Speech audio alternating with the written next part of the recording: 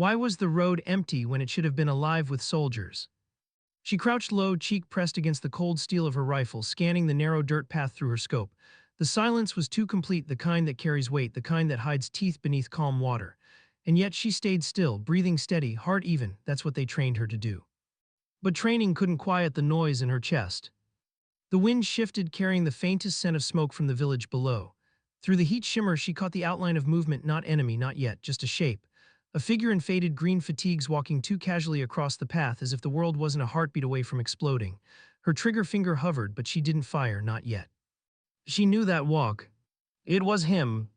The same man who had vanished 2 months ago with intel that could collapse the entire mission. The one who'd chosen betrayal over loyalty. And now he was walking straight toward the outpost she was protecting, the one with her team inside.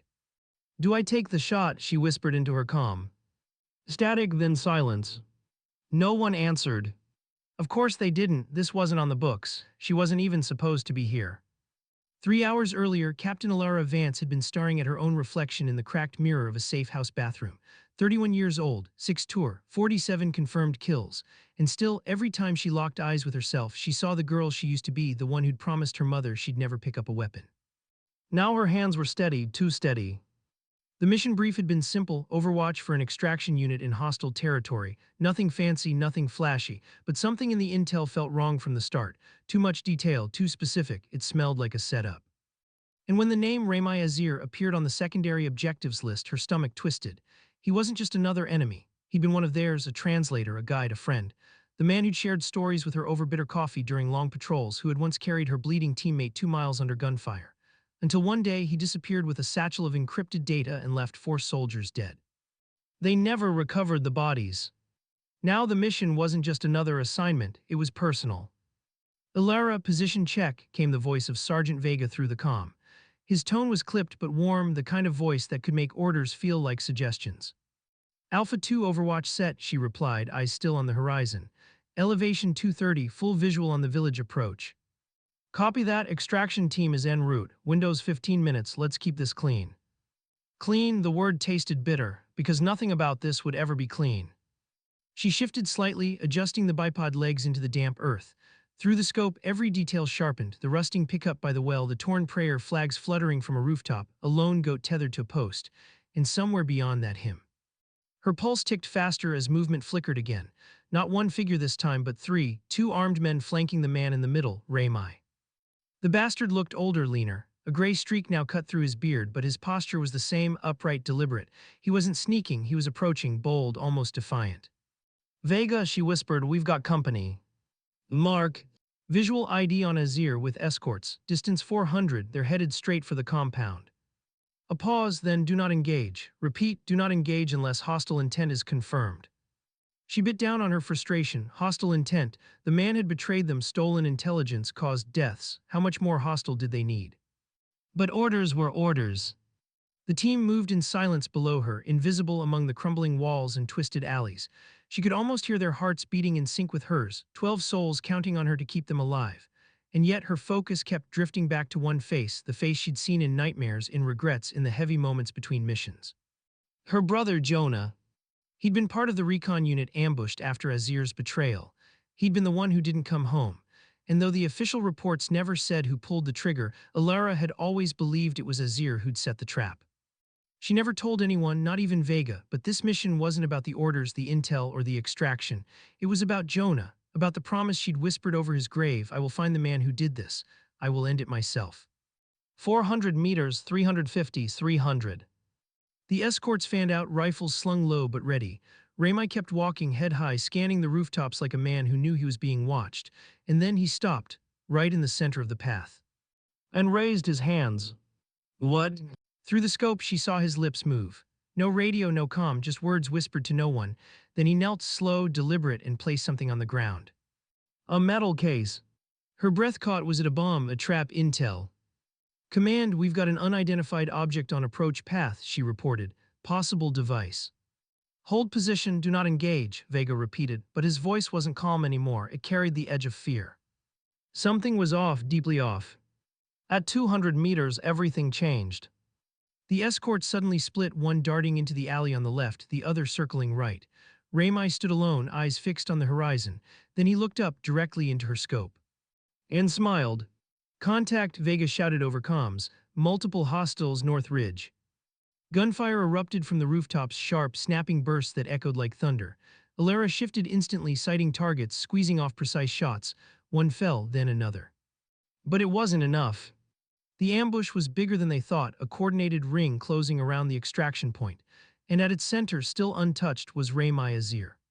She swung her rifle back toward him, target lock, breath steady, pressure on the trigger. But something stopped her. A flicker of memory, Jonah laughing on the barracks steps, Jonah teasing her about her aim, Jonah promising to come home safe, and then the image of his body draped in a flag. Her hand trembled just for a second, but it was enough. A shot cracked from somewhere unseen, splintering the stone beside her head. She ducked instinctively, heart pounding. The enemy had her position. Elara, we're pinned, Vega shouted. We need that overwatch now. She swallowed the fear, forced the memories down, and swung the rifle again. The battlefield narrowed into lines and breadth and distance. She picked them off one by one, controlled, clinical, detached. And then, as the smoke cleared and the last echoes faded, she saw him again, still there, still smiling. And walking toward the case. It wasn't a bomb, she saw that now, it was a transmitter, a beacon. And when he pressed the button, a low hum rolled across the valley. Seconds later, a convoy of armored trucks appeared on the ridge, flying a flag she didn't recognize, reinforcements. Vega. Extraction aborted, he said, voice heavy. We're falling back. But they wouldn't make it, not with that many vehicles closing in, not without someone slowing them down.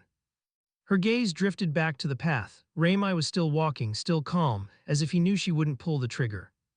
As if he knew she couldn't. And in that moment, something inside her snapped. This wasn't about revenge anymore. It wasn't even about Jonah. It was about the 12 men and women counting on her to do her job. It was about stopping a war before it started. She adjusted the scope, lined up the shot, and let out a long, steady breath. Forgive me, she whispered. The trigger broke. The shot echoed across the valley like a final word. Rami staggered, eyes wide in shock, a crimson bloom spreading across his chest. He fell to his knees, reaching for something, maybe the transmitter, maybe the sky, and then collapsed into the dust. The convoy slowed, confusion rippled through their ranks. That hesitation, that single moment of chaos, was all Vega's team needed. They slipped through the narrow alleys and vanished into the hills. Elara stayed behind, watching the body on the path. Her chest felt hollow, not triumphant, not relieved, just empty, because even if he deserved it, even if it saved lives, nothing could bring Jonah back. Nothing could undo the choices that had led here. But in that emptiness, there was something else too. Silence. A silence that felt less like loss and more like peace. And yet something was wrong. Through the scope she saw movement, Rami's hand twitching, his lips forming a single word, and then, impossibly, his eyes opened. He was still alive. And before darkness claimed him again, he whispered something into the dirt. A name. Her name. How did he know her name? The question wouldn't leave her. It echoed beneath the pounding of helicopter blades, beneath the hurried radio chatter, beneath the metallic taste of adrenaline still coating her tongue. Elara, stay with me, Vega barked, grabbing her arm as the team loaded into the evac bird. We're wheels up in 30. She nodded, but her eyes were fixed on the valley below, the place where Rami Azeer still lay bleeding into the dust. They'd retrieved no body, no confirmation, just smoke, silence, and the ghost of a man who shouldn't have known her name. And yet he did. Elara, Vega's voice snapped her back, you hearing me? Yeah, copy. You did good today, you saved lives. She almost laughed. Good, was that what this was? She had pulled the trigger on a man she'd once trusted, maybe even admired. And for what? To protect a mission, to avenge Jonah, or because deep down she was terrified that if she didn't, she'd never stop chasing ghosts. The chopper lurched upward, carrying them away from the valley, away from the blood and dust and questions. But questions had a way of following her, and this one dug in deep. How did he know her name? The safe house was dark when they landed. No lights, no sounds but the hum of the generator and the distant call of desert wind through broken windows.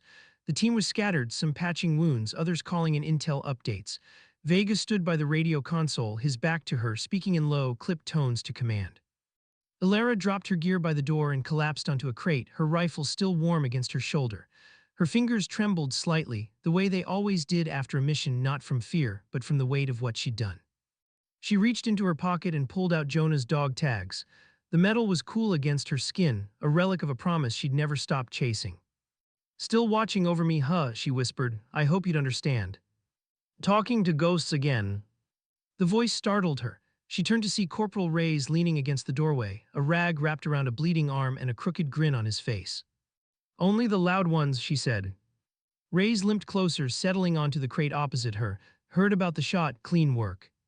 Clean, she repeated, staring at the floor. That's one word for it. Look, Elara, I don't know what history you had with that guy, but you saved our asses out there. All of us, don't forget that. She wanted to believe him, she really did, but the image wouldn't leave her mind, Rami collapsing, lips forming her name. Elara, how did he know? Why did he say it? Unless he'd known she'd come for him. Sleep didn't come that night. The others drifted into uneasy rest, their breathing soft and steady in the bunkroom beyond. Elara sat alone at the table, maps and mission reports scattered before her. The transmitter they'd recovered from the ambush lay disassembled in pieces, each circuit and wire catalogued with surgical precision. But none of it mattered, because none of it answered the question clawing at her mind. Just after midnight, Vega found her still there, eyes red from exhaustion, fingers tracing lines on a satellite map. You're still awake. Couldn't sleep. He sat across from her, silent for a long moment. The hum of the generator was the only sound between them. You're thinking about him. Wouldn't you? Maybe, but the mission over, Elara. He's gone. Whatever he knew, whatever he did, it's over. She shook her head. No, it's not. He said my name, Vega, my name. Zog. So I never told him. We worked together, yes, shared stories, but I was Vance to him always. Vega leaned back, exhaling slowly. Maybe he heard it from someone else. Or maybe, her voice trailed off, the idea forming in her mind was too heavy to speak. Maybe he knew more than we thought. Don't go chasing ghosts. Maybe the ghost's been chasing me. 2 days later, the orders came through. The team was being redeployed, new assignment, new AO, deep into the northern provinces where insurgent activity had spiked. But Elara couldn't focus on the briefing. Every time Vega spoke, every time a map flashed on the screen, her mind replayed that final moment, Azeer bleeding into the dust, Azeer whispering her name. The logical part of her told her to let it go. He was dead, it didn't matter, the mission was complete. But something deeper, something instinctive, screamed otherwise. They were wheels up at dawn. Dust swirled around the rotor wash as the transport bird lifted off, carrying them north over endless stretches of sand and ruin. The new mission was a routine overwatch on a convoy route suspected of being ambushed. Simple, predictable, clean. But nothing about the next 48 hours would be clean. Because 15 miles out, the convoy halted, and the radio crackled with a message that froze the blood in Elara's veins. Package inbound, designation A73, request immediate escort to forward base. A73. Her breath hitched, that was his designation, Rami Azeer. Vega. I heard it, he said, eyes narrowing, could be another code name. Or it's him. Impossible, you put a bullet through his chest. Unless someone got to him first. The silence between them was heavier than the desert air. Orders are to intercept and secure, Vega said finally. We move in 20. The rendezvous point was an abandoned airstrip, just a strip of cracked concrete in a rusting hangar half swallowed by sand. The convoy rolled in first, 3 armored trucks and a medical transport, dust billowing in their wake. Then the doors opened, and out stepped a man on a stretcher, pale, weak, breathing through an oxygen mask. But alive. Elara's hands clenched into fists at her sides. It was him, Azeer, bandaged, broken, but undeniably alive. What the hell, Reyes muttered under his breath. 2 medics wheeled him toward the transport bird. Elara followed silently, each step heavier than the last. When they reached the ramp, he turned his head just slightly and met her eyes. Elara, he rasped, voice hoarse but clear, we need to talk. Every instinct told her to walk away, to leave him to the interrogators, to the analysts, to the cold machinery of military intelligence. But something deeper, something she didn't want to name, held her there. 5 minutes, Vega said, handing her a pair of restraints. No more. She nodded, stepping into the dim interior of the medical transport. The door sealed behind her with a hiss. For a long moment, neither spoke. The hum of the oxygen machine filled the silence. You should be dead, she said finally. Should be, he rasped, but death, it seems, had other plans. Why did you say my name? He smiled faintly, the same smile she'd seen through her scope. Because I knew you'd be the one to pull the trigger. Her chest tightened. You set me up. No, I set them up. You were never the target. Then why? Because, he whispered, you're the only one who would understand what I'm trying to do. She stared at him, anger and confusion twisting together. Understand what exactly? That the war isn't what you think it is. He coughed, a wet rattling sound that made her flinch. Then slowly he reached into his pocket and withdrew a small, blood-stained notebook. Take it. She hesitated. What is it? Names, places, operations, all tied to a network far deeper than either side will admit. I tried to expose them. That's why I left. That's why they want me dead. She flipped it open, coordinates, photographs, lists of names she didn't recognize and some she did.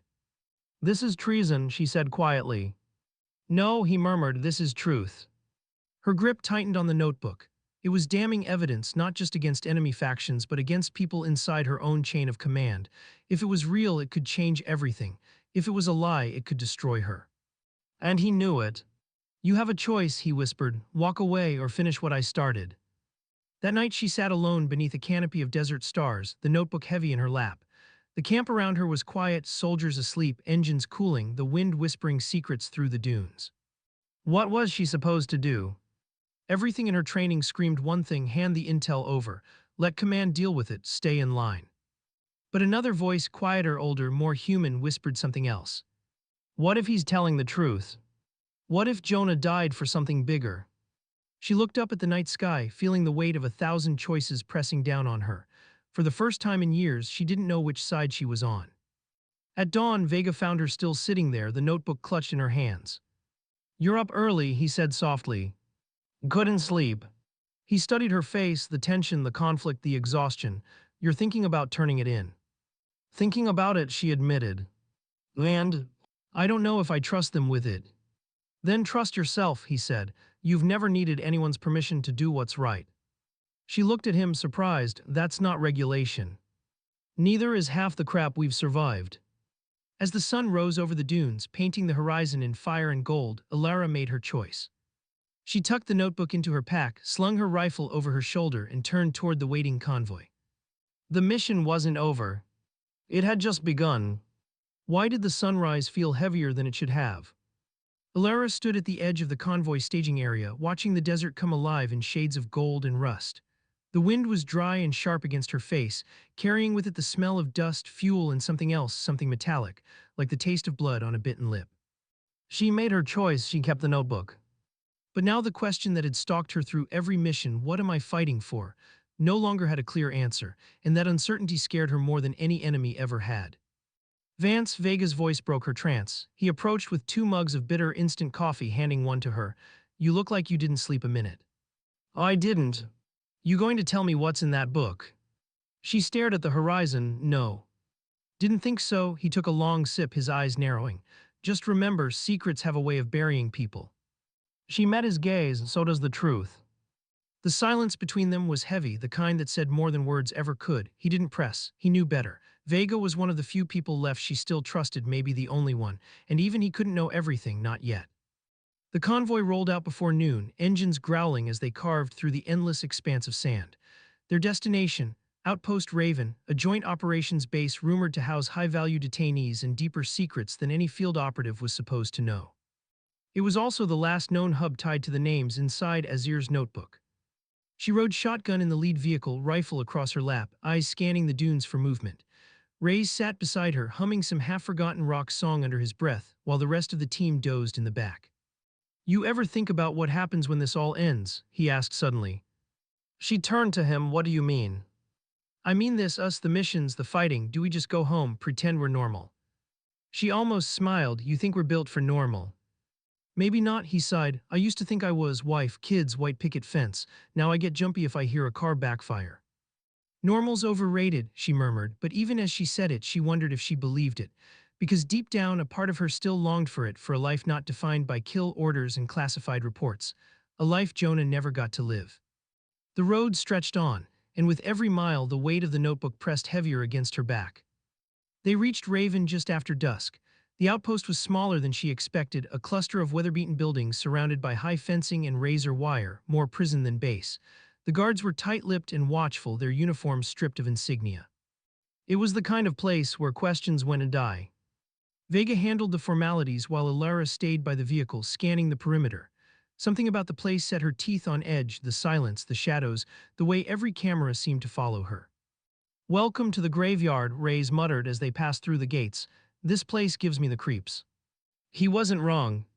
Inside, the air smelled faintly of bleach and cold metal. Fluorescent lights flickered overhead, painting everything in sterile shades of gray. Soldiers and analysts moved like ghosts through narrow hallways, their faces blank, their eyes avoiding hers. This way, a lieutenant said, leading them to a small debriefing room. Command wants a full sitrep. They'd barely sat down before the door opened and a man in a crisp, unmarked uniform stepped inside. Silver hair, steel blue eyes, the kind of presence that filled a room before he even spoke. Captain Vance, he said, I've heard a great deal about you. Sir, she asked, rising instinctively. At ease, he said, waving her down. I'm Colonel Mercer, I oversee operations here. Mercer, the name was in the notebook. She felt a flicker of heat crawl up her spine. The debrief was routine at first, questions about the ambush, the transmitter, Azeer's capture. She answered carefully, sticking to the official narrative, but Mercer's questions soon shifted.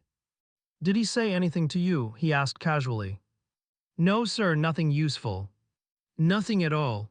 She hesitated, no. Mercer studied her for a long moment, his eyes sharp and probing. Then he smiled, a thin, practiced smile that didn't reach his eyes. Good, he said softly, and keep it that way. The meeting ended soon after, but the unease stayed with her, because that smile wasn't satisfaction, it was a warning. That night, she couldn't sleep again. The base was quiet, too quiet. Somewhere down the corridor a door slammed, footsteps echoed, voices whispered behind closed doors, and beneath it all the faint hum of servers, data being moved, hidden, erased. She opened the notebook again under the thin beam of her flashlight. Mercer's name appeared 3 times, once linked to an operation in the southern provinces, once tied to a covert detention site, and once beside Jonah's unit designation. Her stomach turned. Jonah's death hadn't just been an ambush, it had been an assignment one Mercer had signed off on. And Azeer, he hadn't betrayed them, he tried to warn them. She snapped the book shut, her pulse racing. Everything she thought she knew about that mission, about Jonah's death, was unraveling, and the deeper she dug, the more dangerous the truth became. The following morning, she made a choice she'd once sworn she'd never make.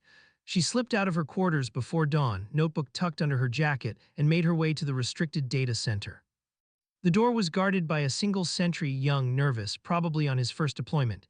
A few words of forged clearance and he let her through. Inside, rows of servers hummed in the cold, sterile light. She plugged a portable drive into a terminal and began searching.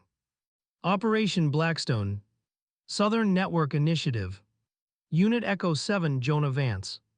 Each keyword peeled back another layer of rot. Unauthorized detentions, false flag operations, civilian casualties buried under falsified reports, and there, buried deep in a classified memo, a directive signed by Mercer himself. Azeer to be eliminated, asset compromised, data breach risk unacceptable. She stared at the screen, heart hammering. They had tried to kill him not because he betrayed them, but because he knew too much. Because he tried to stop them. And Jonah's death had been collateral, a sacrifice. The room suddenly felt smaller, the air thinner. She yanked the drive free and slipped it into her pocket just as footsteps echoed in the hallway. Who's in there? A voice called. She killed the terminal screen and melted into the shadows. By the time the sun rose, Elara had a decision to make, one that would define the rest of her life. She could hand over the drive and the notebook, expose Mercer and the operations tied to him. But doing so would brand her a traitor. She'd lose her command, her career, maybe even her freedom. Or she could bury the truth like everyone else. Pretend Jonah's death meant something, pretend Azeer was the enemy. One path was survival, the other was justice. And she didn't know which one she had the strength to choose. Later that day, Mercer summoned her to his office. He was alone when she entered, staring out at the blazing desert through bulletproof glass. Do you know why I respect you, Captain Vance? He asked without turning. No, sir. Because you follow orders, you get the job done, and you don't ask questions. He finally turned, his eyes locking on hers. I hope that's still true. She held his gaze, forcing her heartbeat to steady. It is, sir. Good, he smiled, that same cold, thin smile, because asking the wrong questions in this line of work can be dangerous. It wasn't a warning anymore, it was a threat. That night she found Vega sitting alone by the perimeter fence, watching the horizon. You ever wonder if we're on the right side? She asked. He didn't look at her all the time. And I stopped trying to answer that a long time ago. She sat beside him, the weight of the drive pressing against her side. What if everything we've been told is a lie? Then maybe the truth's too big for people like us. They sat in silence for a long time. The desert wind was cold against their faces. Somewhere in the distance, a coyote howled. And for the first time since Jonah died, Elara felt something shifting inside her, not rage, not grief, but clarity. She couldn't bury this, not anymore. The next morning, she walked into Azeer's medical bay. He was awake now, weak but lucid, his eyes following her as she approached. "You saw it," he said quietly. "I did. And now you know why I did what I did." She nodded. "You were trying to expose them." "I still am, but I can't do it alone." She stared at him for a long moment. Then she pulled the notebook from her jacket and placed it in his hands. "Then we finish it," she said. His eyes widened slightly. "That means turning against everything you've sworn to protect." "No," she said, her voice low but firm. "It means protecting what I swore to stand for." The decision was made, the die was cast. From that moment on, Elara Vance was no longer just a sniper following orders. She was a soldier with a mission, one that would pit her against the very system she'd spent her life defending. And somewhere deep down, she felt Jonah's presence not as a ghost, but as a quiet, steady voice guiding her forward. The war wasn't what she thought it was. It was something far more dangerous. And it was only just beginning. The briefing room was colder than usual, or maybe it was just Elara. She sat there still in her field gear, sand clinging to her boots, a thin layer of dust coating the matte black surface of her rifle case. Around her, officers spoke in clipped tones, projecting calm authority, but the walls seemed to hum with tension. Words like containment, intervention, and strategic neutralization floated through the air. None of them meant anything, not anymore. Because now she knew. Azeer's words still echoed in her mind, "I can't do it alone." The data she'd seen, encrypted logs, ghost transmissions, operational manifests, painted a picture far darker than she'd ever imagined. It wasn't just a war, it was a machine that fed on chaos, fueled by fear, justified by lies. And for the first time since her first deployment, Elara wasn't sure who the enemy was. "Vance," a voice cut through her thoughts. Colonel Rourke, steel-eyed, square-jawed, every word measured like a bullet. "We need you on Overwatch at 500, high-value courier crossing Sector 4, priority extraction." She looked up slowly, meeting his gaze. "Who's courier?" "Doesn't matter," Rourke replied. "Command says they're a threat." "Command?" She almost laughed. A few weeks ago, those words would have been enough. Orders were orders. Pull the trigger, walk away, don't ask questions. That's what snipers were built to do. Precision, not politics. But things were different now. "What's the intel source?" she pressed. Rourke's eyes narrowed slightly. "You don't need the source, you need the coordinates. 500, be ready." And just like that, he turned and walked out, leaving the weight of his words behind. The others followed, chairs scraping against the metal floor. Soon, Elara was alone again, alone with her thoughts, her doubt, and the impossible choice forming at the edge of her mind. Was this courier truly a threat, or another piece in the machine's endless cycle? The desert before dawn was silent and vast, an ocean of shadow stretching endlessly under a bruised sky. Elara crouched low on the ridge, her rifle cradled against her shoulder, eyes fixed on the kill zone below. She'd done this 100 times before: breathe, focus, line up the shot. Only this time her heartbeat wasn't steady. "Target should appear in 6 minutes, Vega's voice crackled softly in her earpiece. "Vehicle convoy, black SUV in the center, window of engagement, 10 seconds. "Copy," she whispered. But inside, she wasn't ready. Not because of fear, she'd long made peace with that. But because of doubt. Through the scope, she scanned the empty road, tracing the path where the convoy would appear. Beyond it, the jagged silhouette of a ruined village loomed against the horizon. She remembered the last time she was here. A mission gone too clean, a strike too precise.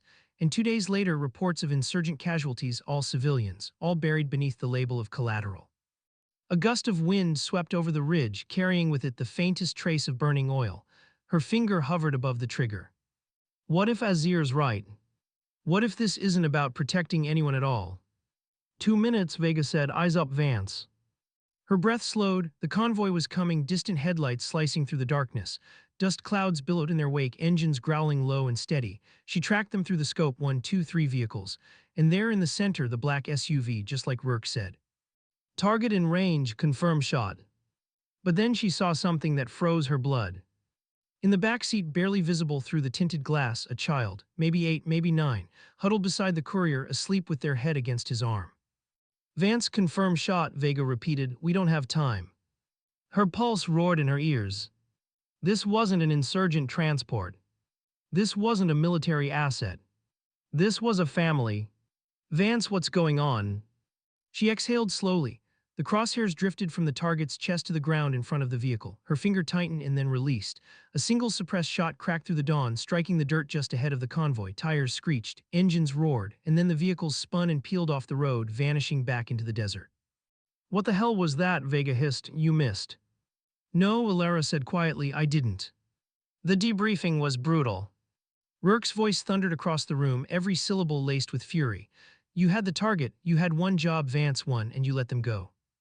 Elara stood at attention, hands clasped behind her back.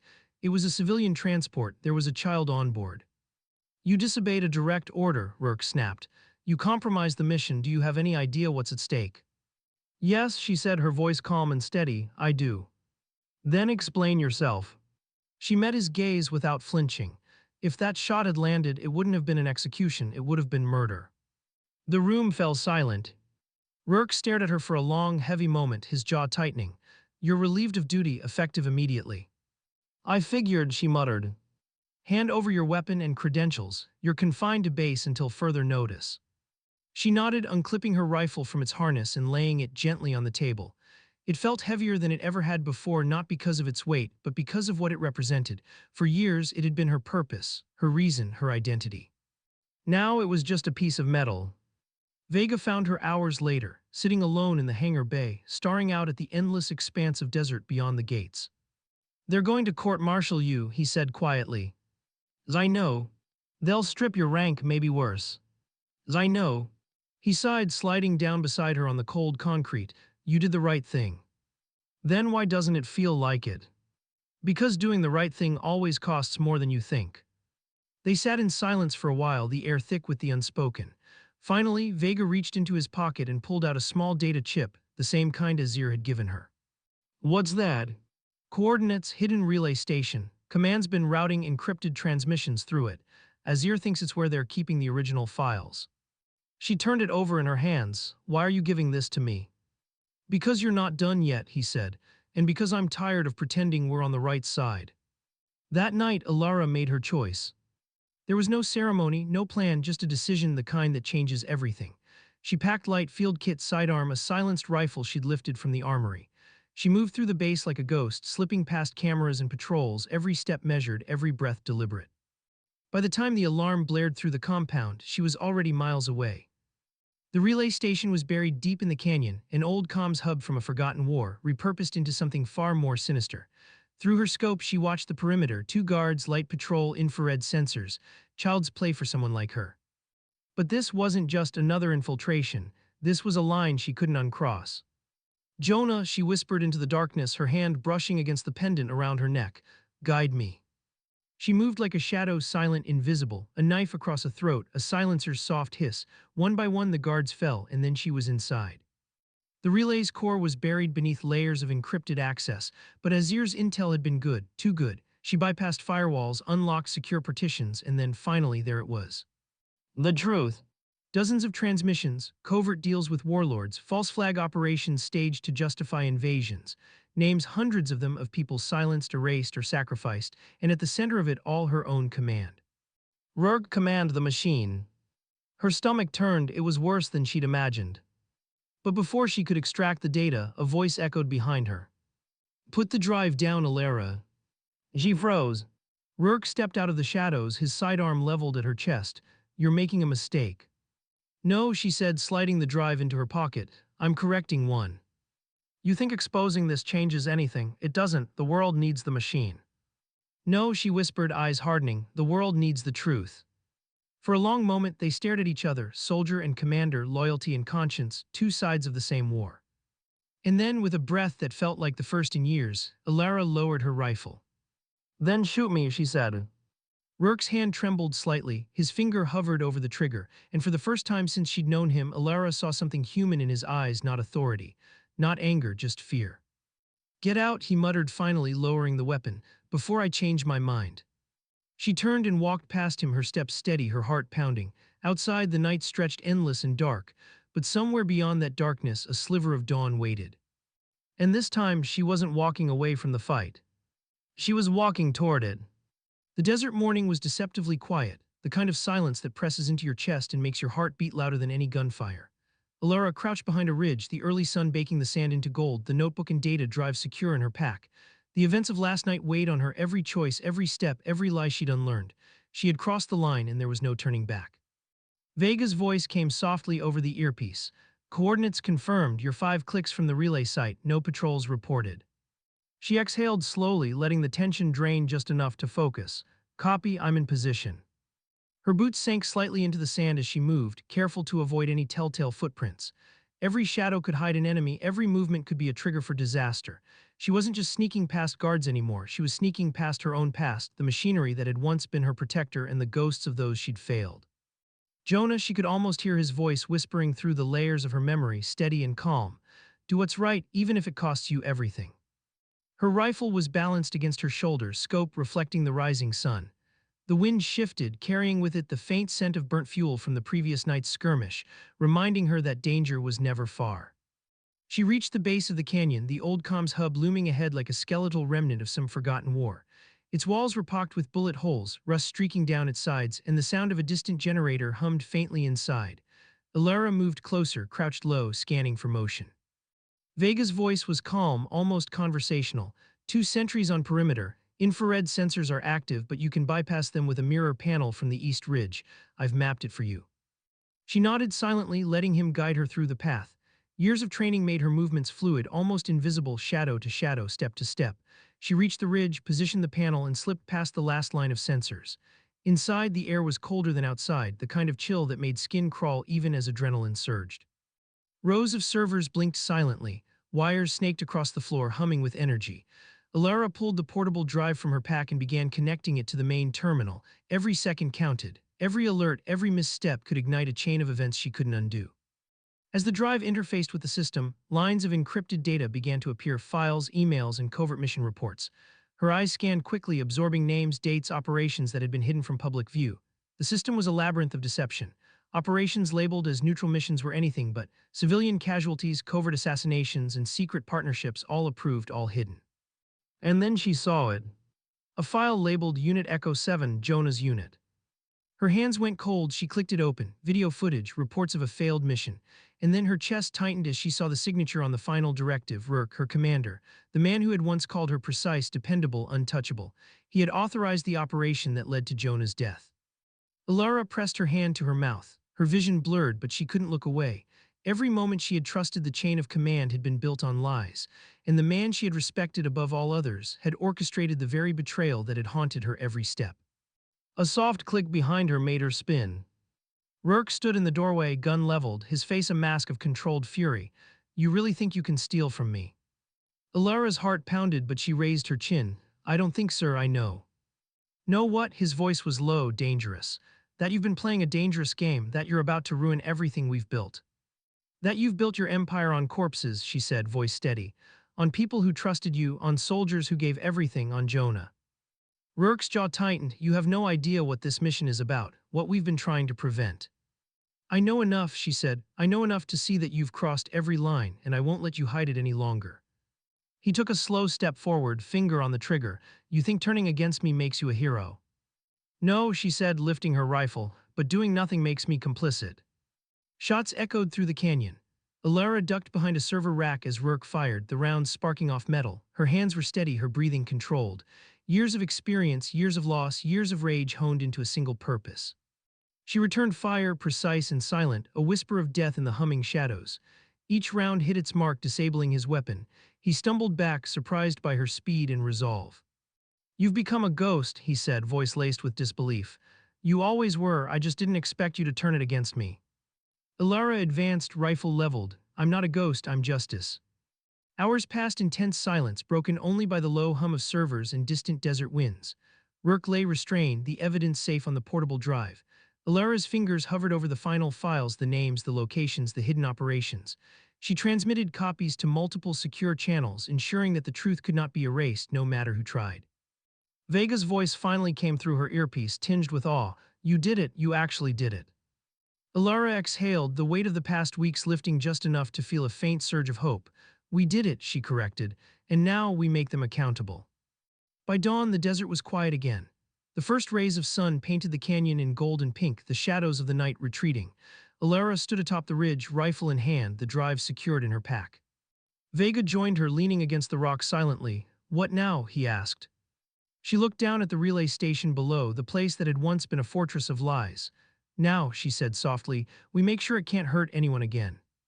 The wind picked up, tugging at her hair, carrying the faint scent of smoke from the servers she destroyed. It was an ending, and yet somehow it felt like a beginning. "Do you think they'll come after us?" Vega asked, watching the horizon. Elara shook her head. "Let them try, we'll be ready. This time we fight with the truth on our side." A silence fell over them, not heavy but contemplative. Somewhere deep in the desert, a hawk cried. It was a reminder of freedom, of vigilance, of the world they'd chosen to protect. Weeks later, they were still on the move, traveling light, always one step ahead of the people who wanted the truth buried. The drive had been duplicated, hidden in multiple secure locations, copies sent to trusted journalists and oversight committees. The evidence couldn't be erased. The machine that had killed Jonah and countless others was exposed. But it wasn't just about revenge. It was about honor, about reclaiming what had been stolen, about ensuring that soldiers like Jonah didn't die in vain. Elara sometimes thought about Jonah, whispering his name in the wind as she watched the sunrise from her vantage points. His presence wasn't a ghost anymore, it was a compass, guiding every decision, every mission. She had changed. The sniper who once followed orders without question was gone. In her place stood a soldier with purpose, a woman who could confront betrayal, face impossible odds, and still hold her humanity. The final confrontation with Rourke had been only the beginning. As the weeks passed, more secrets surfaced. Allies turned enemies, enemies revealed hidden motives, and every operation they uncovered was a thread leading to a larger, more dangerous web. But Elara and Azeer moved as one. They were shadows, ghosts in the system, exposing corruption wherever they found it. Each mission tested them physically, mentally, emotionally, but the stakes only made their resolve sharper. Vega often stayed back, watching, guiding, offering insight when needed. His calm, measured presence kept her grounded when doubt threatened to consume her. And sometimes, in the quiet moments before dawn, Elara would let herself remember why she had started, why she had chosen this path, why Jonah's sacrifice mattered. And in those moments, the desert, the wind, and the silence felt like allies rather than enemies. The world wasn't perfect, it never would be. But for the first time, Elara believed that justice, not orders, not command, not blind obedience, could shape a different kind of war. A war where truth mattered, where the innocent were protected, and where her choices could leave a mark that went beyond a bullet or a mission report. Sometimes the fight wasn't about winning. Sometimes it was about standing in the light long enough to make sure the darkness couldn't hide anymore. And Elara Vance stood in that light, rifle at her side, the wind in her hair, the horizon ahead, finally, fully awake to the battle she was meant to fight. She was no longer just a sniper. She was a guardian. She was the truth. And she would not falter. The sun had barely risen, yet the desert already radiated heat like a living thing. Elara crouched atop a ridge, scanning the valley below. The convoy she tracked was moving slowly, winding through the narrow canyon roads. Dust rose in the wake of armored vehicles, a whisper of life in an otherwise silent landscape. She adjusted her scope, focusing on the lead SUV. Azeer's coordinates had been precise, too precise. Something about this operation felt different, heavier. Her gut told her this wasn't just another exposure mission, this was personal. Vega's voice came softly through her earpiece. "You're clear for Overwatch, 2 clicks to target. Watch your sectors, there's activity on the flanks." Elara exhaled, feeling the weight of the rifle against her shoulder. Every muscle was coiled, every sense alert. The desert seemed endless, but every grain of sand carried the memory of past missions, of lies, betrayals, and the faces of those who had paid the ultimate price. Jonah, she closed her eyes for a heartbeat, imagining his steady presence, the way he had believed in her when the world had doubted. This is for him. The convoy slowed near a narrow pass. Elara's pulse quickened. In the lead SUV, she could just make out a figure that didn't fit the profile, a civilian, perhaps a courier, carrying what seemed like a secure case. Behind them, armored vehicles flanked the route, their presence a warning. Vega's tone was clipped. Something off. Thermal reads suggest an unusual heat signature in the canyon, could be traps. Elara's eyes narrowed. The desert wasn't just terrain, it was a weapon. Sand, rock, and shadow could conceal enemies as easily as allies. She moved her rifle slightly, aligning the crosshairs. Her mind calculated every angle, every exit route. And then she saw movement, a shadow slipping along the ridge opposite hers. Faster than she could track, lighter than a human should be. Vega, something on the ridge, looks like movement, possibly hostile. Copy, keep your distance, don't engage unless necessary. She exhaled slowly, patience, precision, survival. Her instincts screamed at her, but her training whispered the same mantra: observe, analyze, decide. The shadow paused just long enough for her to see the glint of metal, a suppressed weapon. Elara's eyes tracked it. Whoever it was, they were skilled. Too skilled for a random operative, too careful, too deliberate. Vega, she whispered, this isn't a trap, it's a challenge. Understood, do you want me to intercept? No, she said firmly, I'll handle it. She shifted her weight, moving slightly to bring the figure into the open. The wind carried the faintest sound of breath, a whisper against the desert quiet. Her finger hovered over the trigger, but she didn't shoot. She waited. Patience was her ally. The figure revealed itself, a woman dressed in black tactical gear, face obscured by goggles and a scarf. She moved with calculated grace, every step deliberate, silent. A trained operative, a mirror of herself. Elara's pulse quickened, a mix of admiration and caution. Whoever this was, they were not an enemy, not entirely, not yet. The convoy advanced, unaware of the silent duel unfolding above them. Elara calculated the distance. One wrong move could trigger a cascade of violence for the convoy, for herself, and for the shadow operative. Who are you? She whispered, more to herself than the figure. The woman didn't respond. Instead, she raised a hand briefly, a signal. Elara hesitated, mind racing. A signal from who? Friend, foe? Somewhere in the shadows, the line between the two blurred. Vega's voice cut in. Vance, you've got company, secondary squad approaching from the east flank. Looks like they're trying to box you in. Elara's heart sank. The operation had just escalated beyond what anyone could anticipate. She had the choice to retreat, to disappear, to preserve the data drive and the notebook, but she didn't. She had to see this through. Her hand gripped the rifle tighter. Every instinct screamed that this was more than an exposure mission. It was a test, and tests in the desert never ended cleanly. The shadow operative moved closer, slipping down the ridge like a ghost. Elara could hear the faint click of boots on rock, almost imperceptible over the wind. Every fiber of her body tensed. This was more than reconnaissance, it was personal. She leveled her rifle, crosshairs on the figure, but hesitated. Her mind raced. Could this be Azeer's ally, someone sent to test me, or someone else entirely? Before she could decide, the operative stopped, crouched low, and tapped a small device on the ground. A holographic map flickered in the air between them. It displayed the convoy's path, the flanking squads, and the canyon terrain. Elara's eyes widened. Whoever this was, they weren't trying to kill her. They were trying to communicate. Vega's voice was tense. What the hell is she doing? Don't trust her, Vance. Elara shook her head. No, she's not the enemy, not yet. The operative spoke, her voice a soft whisper carried over a concealed calm. You shouldn't be here alone. Elara's mind raced. Who are you? Same could be said for you, she replied, voice low. A pause, then I'm someone who wants the truth out, someone who knows what Rourke is hiding. Her pulse quickened. This was bigger than she imagined, bigger than the data drive, bigger than the relay station. Rourke's corruption ran deep, and now she had a potential ally in the shadows, someone who understood the stakes as intimately as she did. You'll need help, the operative said. If you try this alone, they'll bury the evidence and you along with it. Elara's mind raced. She had spent weeks moving alone, trusting only Vega and Azeer. Now here was someone who could amplify their reach, but could she trust her? She exhaled, keeping her fingers steady on the trigger. Names first. A pause. Call me Sienna. Vega's voice crackled urgently. Vance, you need to move, flankers closing fast. Elara didn't move immediately. She studied Sienna's movements, calculating trust, gauging risk. Finally, she nodded slightly. All right, we move together. The next moments were a blur of synchronized movement. Elara and Sienna slipped down the ridge, moving like shadows in tandem, silent and precise. The flanking squads never knew they were there until the two operatives had already neutralized the first wave with non-lethal precision. Every step, every breath was calculated, every motion built on trust forged in the crucible of survival. By the time the convoy reached the canyon's narrowest pass, Elara and Sienna were in position, unseen, unheard, unstoppable. The SUV slowed, unaware of the invisible threat above. Elara's finger hovered over the trigger once more, only this time the choice was different. No collateral damage. No children caught in the crossfire. No mistakes. She guided Sienna through a signal, 3 clicks, then a pause, and the SUV was forced to stop without firing a shot. The convoy was boxed in, immobilized. Elara moved down to meet Sienna at the canyon floor. The operative's presence was solid, reassuring like a shadow anchored in reality. You did good, Sienna said quietly, but this is just the beginning. Elara nodded. I know, Rourke isn't the only one, this goes deeper. And we're going to uncover it, Sienna said, together. Night fell over the canyon, the stars sharp and cold above. Around them the desert whispered, alive with secrets. Elara and Sienna crouched by the immobilized convoy, rifles low, eyes scanning the horizon. They had the element of surprise, they had the truth, and now they had each other. Vega's voice came softly, relief tinged with worry. You two okay down there? We're fine, Elara replied, for now. She looked at Sienna, the operative who had appeared from nowhere but would now stand beside her through the storm to come.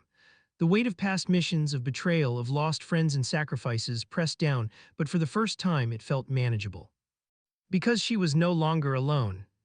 Because the war wasn't just about survival anymore. It was about justice. And for Elara Vance, justice was no longer a silent pursuit. It was a roar. The canyon night was a blanket of shadow and silence, broken only by the distant hum of vehicles stranded along the narrow pass.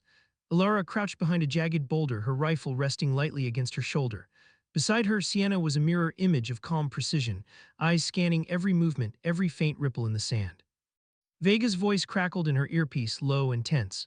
Intel confirms reinforcements are inbound, 2 squads armed and moving fast. You've got less than 30 minutes before they reach the pass. Elara exhaled slowly. Time had always been a sniper's enemy, but tonight it was a predator. She shifted slightly, feeling the coarse sand beneath her hands, the grit in her hair, the faint chill of the desert night against her skin. Every nerve in her body hummed with anticipation, the kind that came when stakes were measured in lives, not reports. Jonah, she thought, I won't fail again. The SUV had been immobilized hours ago, and the convoy now sat in eerie stillness, engines idling, soldiers unaware that their operations were already compromised. Elara reviewed the tactical map Sienna had projected earlier, scanning routes, estimating timing, and calculating contingencies. Every calculation, every prediction had to be perfect. One misstep could mean the loss of the drive, or worse, the lives of innocents inadvertently caught in their crossfire. Sienna's whisper broke the silence. They're moving faster than expected, you'll have to improvise. Elara's mind raced. Improvisation wasn't foreign, it was her language. Years of solo operations had taught her that plans were only as good as the ability to adapt. She nodded subtly, fingers brushing the cold steel of her rifle. The first squad emerged from the shadows, unaware of the ambush. Their footsteps kicked up small clouds of dust, the metallic scrape of boots against rocks faint yet audible to trained ears. Target 1 is approaching the canyon's midpoint, Vega's voice warned. Engagement window is now. Elara exhaled, aligning her crosshairs with precision born from years of training and honed instincts. The lead soldier stopped suddenly, glancing around. Something in the air had shifted, the subtle disturbance that only predators recognize in prey. And then the shot rang out, suppressed, clean, precise. One squad member fell silently, taken down before he could react. The others froze, unsure where the attack had come from. Dust and shadow cloaked Elara and Sienna as they moved like ghosts, striking from unexpected angles. Hours bled into minutes as the skirmish escalated. Elara moved with surgical precision, neutralizing threats with minimal exposure. Every movement, every decision was calculated, the desert itself becoming a weapon in her hands. Sienna proved invaluable. She covered flanks, disabled communications, and guided Elara through terrain that could have trapped the most seasoned operative. Together, they were a unit of deadly efficiency, silent, unstoppable, yet tethered to an unspoken moral code that prevented needless bloodshed. Yet even in the chaos, Elara couldn't shake the nagging sense that something was off. There was an intelligence behind the enemy movements, a coordination too perfect to be random. Someone was orchestrating this, someone who knew exactly where she and Sienna would strike. Vance, Vega's voice crackled urgently, incoming vehicle. Black SUV, same as before, multiple occupants. Thermal readings show high activity, could be a decoy. Elara's pulse quickened, copy, adjusting position. She traced the convoy's approach through the scope, and then she saw it movement inside the SUV, a figure unmistakably familiar. Rug. Elara's jaw tightened, her heart pounded, but her hands remained steady. She had seen betrayal, she had faced death, and yet the sight of her former commander, orchestrating chaos with his usual calm precision, sent a chill through her veins. Sienna whispered, "You want him alive." Elara exhaled slowly, weighing her options. Killing him now would be easy, but she wanted the truth, the exposure, the justice that only came from seeing him face the consequences of his actions. "Alive," she said finally, "we take him alive."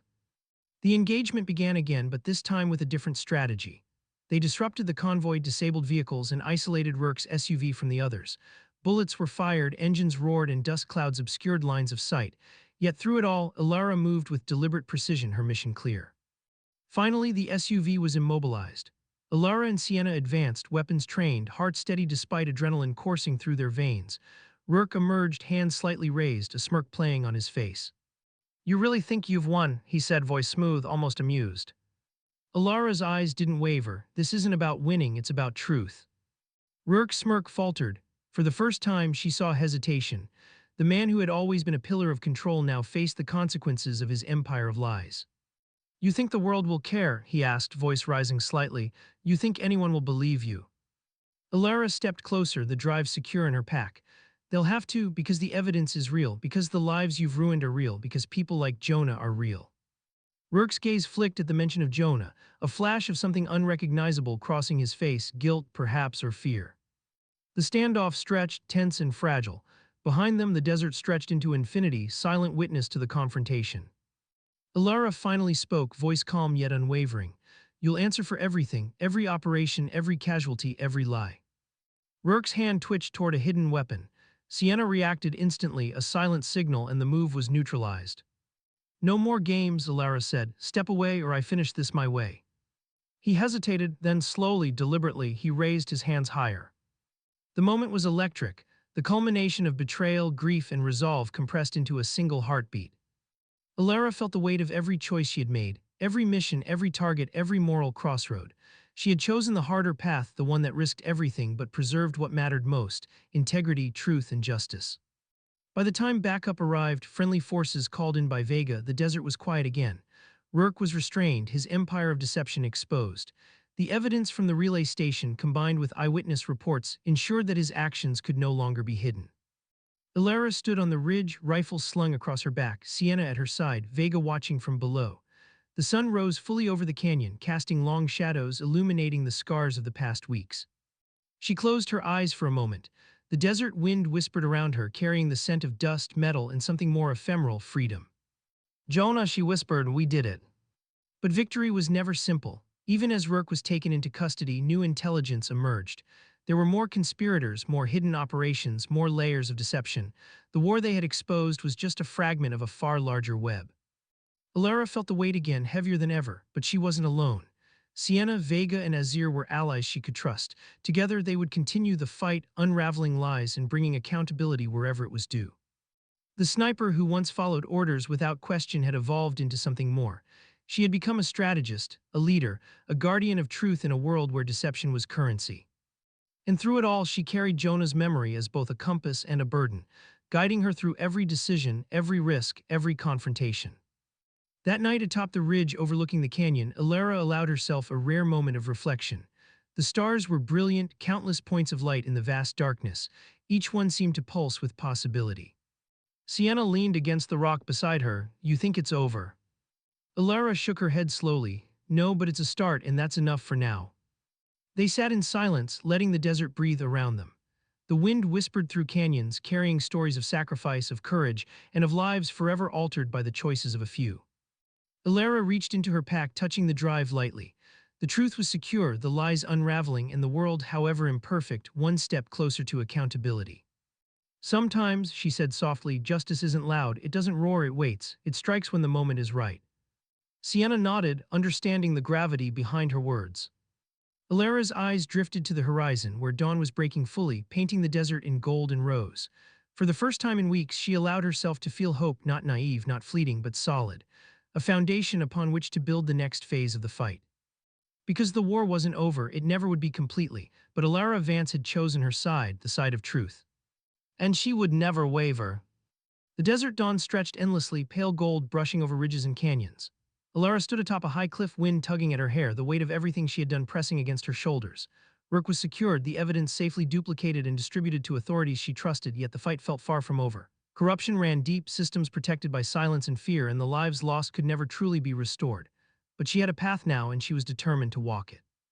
Beside her, Sienna unpacked equipment from a small tactical pack, eyes scanning the horizon. "What now?" she asked softly. Elara's gaze lingered on the canyon floor below, where dust still drifted from the immobilized convoy and scattered patrol units. "Now, we finish what we started, and make sure the machine that killed Jonah and countless others doesn't get a second chance." Vega's voice crackled in her earpiece, calm but wary. "All extraction points are clear, but command has been alerted. They'll be moving in soon. You've got a narrow window." Elara nodded. She tightened the straps of her rifle, feeling the familiar weight. It was more than a weapon. It was her discipline, her focus, her connection to a past that had shaped her, broken her, and now strengthened her. The plan was deceptively simple. Rourke would be handed over to trusted authorities, the data drive and duplicates distributed securely, and their movements would remain a step ahead of any retaliation. But simplicity in the desert was an illusion.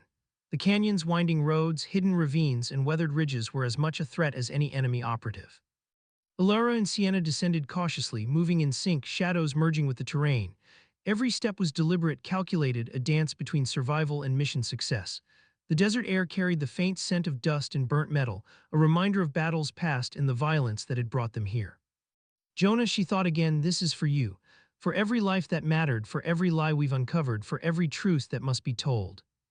They reached the convoy's immobilized position.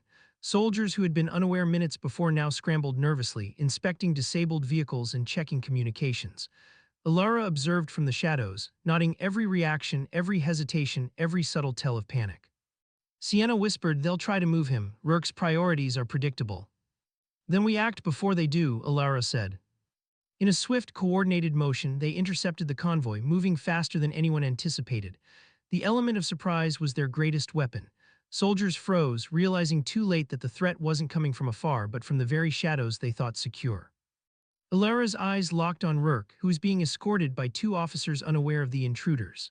The same man who had once commanded her loyalty, the same man who had orchestrated betrayal after betrayal, now stood vulnerable, exposed to the consequences of his actions.